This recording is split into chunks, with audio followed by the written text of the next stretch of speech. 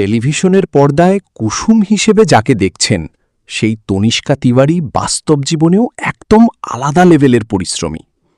অনেকে ভাবেন যারা অভিনয় করে তারা হয়তো পড়াশোনায় পিছিয়ে পড়ে, কিন্তু তনিষ্কা সেই ধারণাকেই বদলে দিলেন।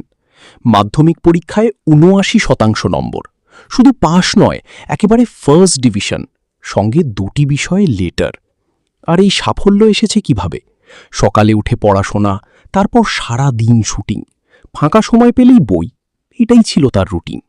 সবচেয়ে অবাক করার বিষয়, পুরো দিনে বিশ্রামের সময় মাত্র ৪ ঘন্টা। এত কিছুর পরেও নিজের লক্ষ্য থেকে একটুও সরেননি তিনি। তনিষ্কা ইতিমধ্যেই ঠিক করে ফেলেছেন সামনে হিউম্যানিটিজ নিয়ে পড়বেন এবং ফিল্ম স্টাডিজে ক্যারিয়ার করবেন। অর্থাৎ শুধু পর্দার নায়িকা নন, বাস্তব জীবনেও তিনি একজন অনুপ্রেরণা।